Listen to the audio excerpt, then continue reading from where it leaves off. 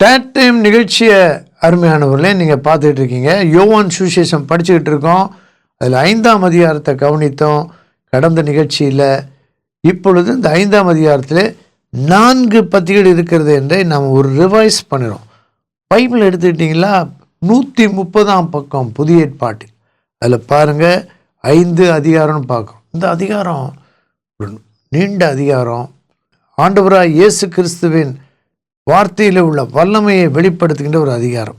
இந்த அதிகாரத்துக்கு கொஞ்சம் முன்னாடி தான் இன்னொரு அற்புதத்தை பார்க்குறோம். அப்போ 130ஆம் பக்கத்தில் 2 அற்புதங்கள் இருக்கு. 2வது அதிகாரத்தில் நமக்கு நல்லா தெரியும், தண்ணீர் திராட்சரசமானது. அந்த இடத்துல ஒரு ரெட் கலர் பென்சிலில் 1ன்னு எழுதிக்கலாம். 130ஆம் பக்கம் யோவான் 5 இருக்கு பார்த்தீங்களா, 2ன்னு எழுதிக்கலாம். இங்கே 3ன்னு எழுதிக்கலாம். அடுத்த பக்கம் திருப்புங்க, 6வது அதிகாரம், அதில் 4ன்னு எழுதிக்கலாம். 133ஆம் பக்கம் அங்கே நீங்கள் பார்த்தீங்கன்னா 19ஆம் வசனம் 6:19 5ன்னு எழுதிக்கலாம். 9வது அதிகாரத்தில் 6ன்னு எழுதிக்கலாம். 11வது அதிகாரத்தில் 7. உடனடியாக உங்களுக்கு தெரிஞ்சிடும். நீங்கள் பார்க்குறீங்களா, அதே போல் எழுதிக்கலாம்.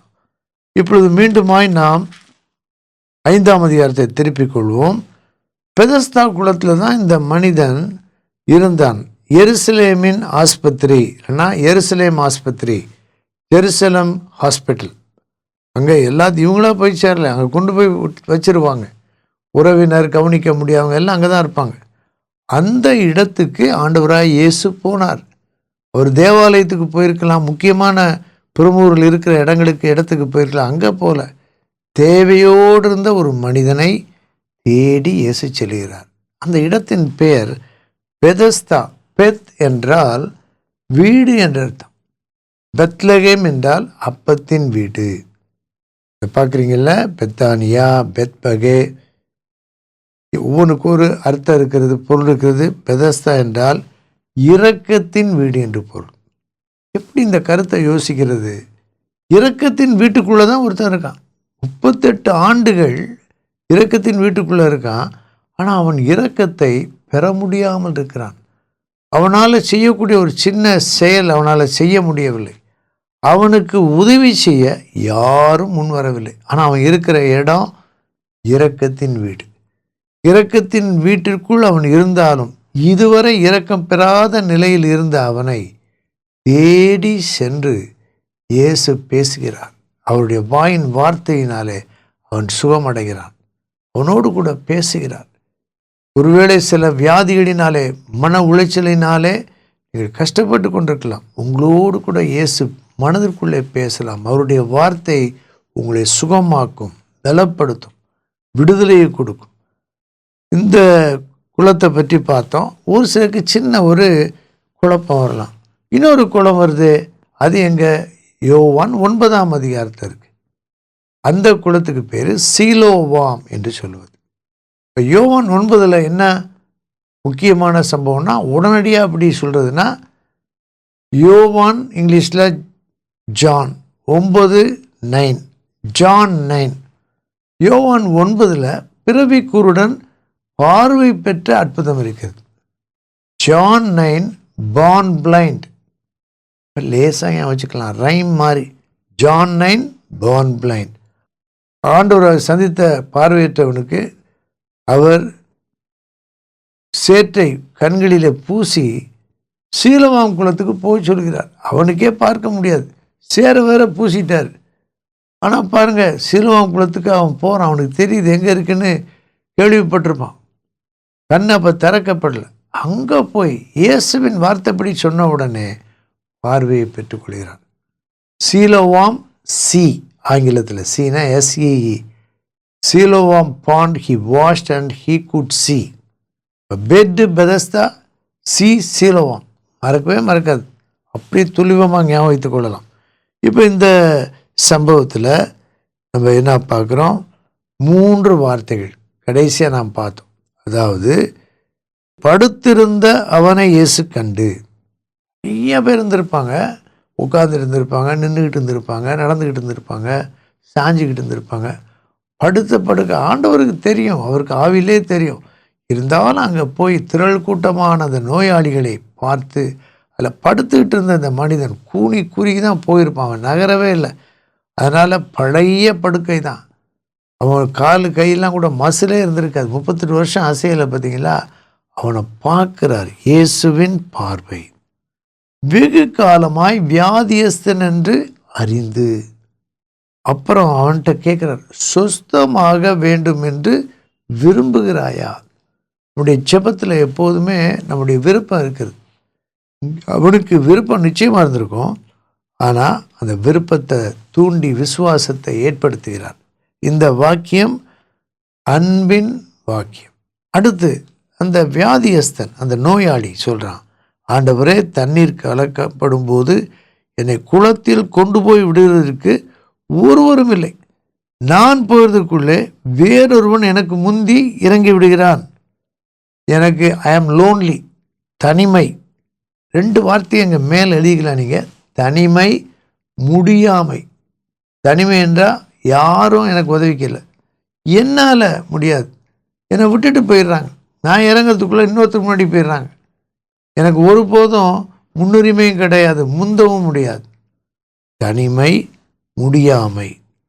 அப்போ ஆண்டவராக இயேசு அவன்கிட்ட 2வது முறை பேசுகிறார். என்னன்னா, எழுந்திரு, உன் படுக்கையை எடுத்துக்கொண்டு நட என்றார்.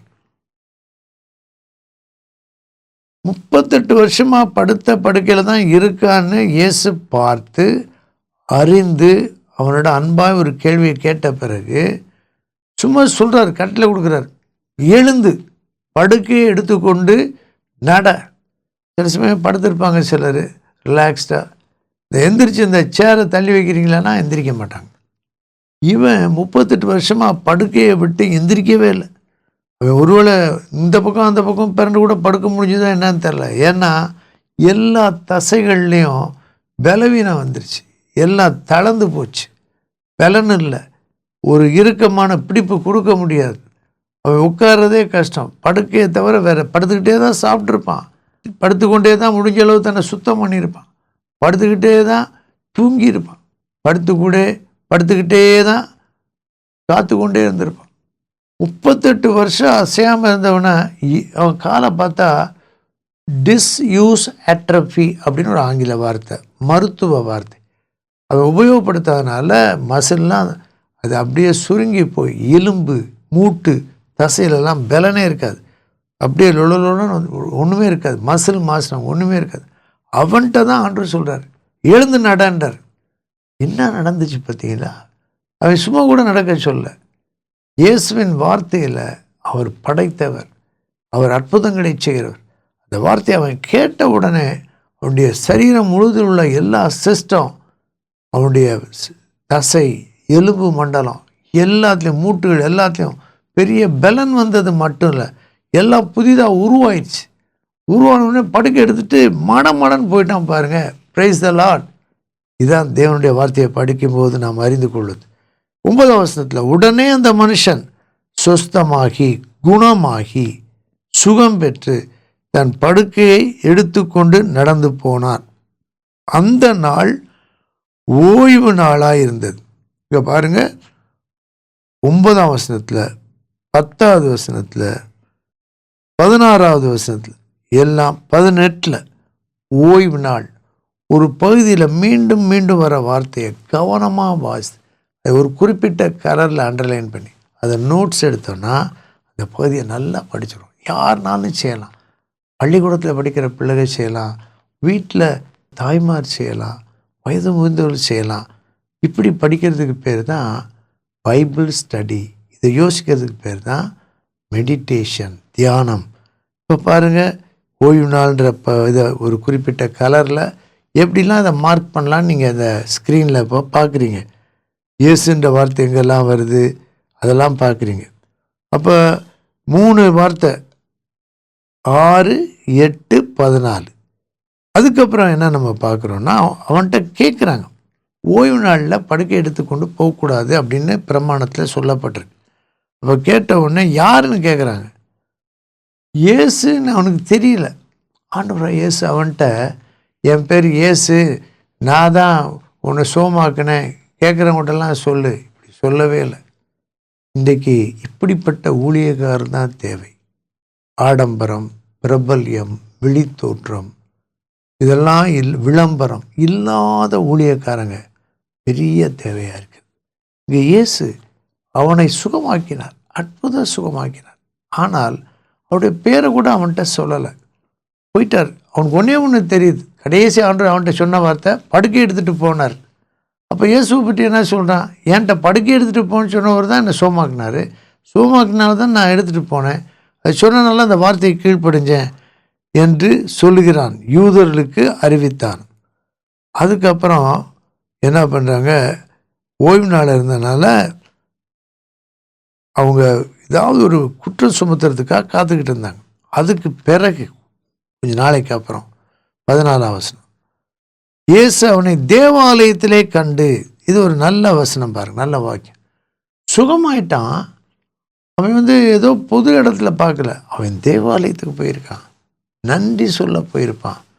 இத்தனை ஆண்டு தேவாலயத்துக்குள்ளே போனதே இல்லையே, பார்த்தது கூட இல்லையே, என்னை யார் தூக்கிட்டு போக முடியும்? இப்போ தேவாலயத்துக்கு போய் பார்ப்போம், அங்கே போய் தேவனுக்கு ஆராதனை செலுத்துவோம், அங்கே யார் சோமாக்கினானே எனக்கு தெரியலையே, ஒருவேளை ஒரு தேவாலயத்தில் இருப்பாரோ. தேவாலயத்துக்கு போயிருக்கான். அது பெரிய கூட்டம். இயேசு பார்த்துட்டார் அவனை, தேவாலயத்துக்கு வந்திருக்கான்னு. பக்கத்தில் போய் அவனை பார்த்து, இதோ நீ சுஸ்தமானாய். அப்பையும் பேரை சொல்ல, நீ சுஸ்தமாயிட்டாய், ஆனால் அதிக கேடானதொன்றும் உனக்கு வராதபடி இனி பாவம் செய்யாதே என்றார். ஒருவேளை அந்த நோய்க்கு காரணம் பாவமாக இருந்திருக்கலாம். எதுவாக இருந்தாலும் பாவம் செய்யாதேன்னு சொன்னாலே பரிசுத்தத்தை காட்டுது. இந்த சம்பவத்துக்கு 2 வார்த்தை ஞாபகம் வச்சுக்கலாம்.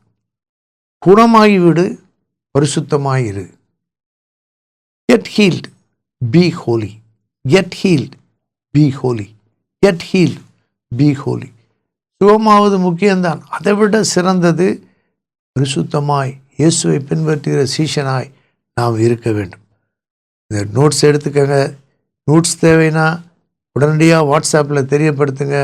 நிறைய இலக்கியங்கள் இருக்குது, குறிப்பு எடுத்துக்கொள்ள. யோவான் சுவிசேஷத்தை பற்றி அறிமுக குறிப்பு இருக்குது. அதெல்லாம் அறிந்து கொள்ள வேண்டுமானால் உடனடியாக ப்ளீஸ் சென்ட் நோட்ஸ், அதை அனுப்பலாம். அடுத்துள்ள பகுதிகளை தொடர்ந்த நிகழ்ச்சிகளிலே நாம் கவனிப்போம். பிதாவே, நன்றியோடு ஸ்தோத்திரிக்கிறோம்.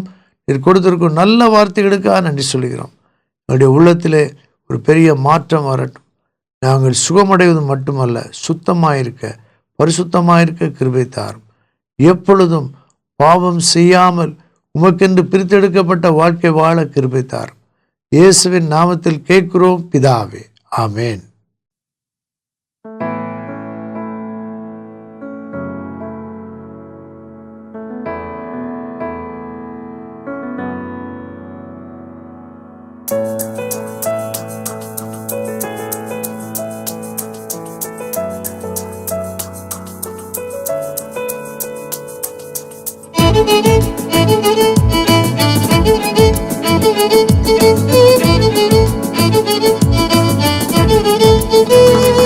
அவர் நாமம் அதிசயமானவர்,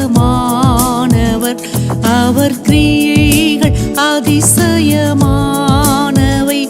அவர் நாமம் அதிசயமானவர், அவர் கிரியைகள் அதிசயமானவை. தாழ்ந்தென்னை நோக்கி உயர தூக்கி உன்னத ஸ்தலங்களில் நடத்திடுவார். அவர்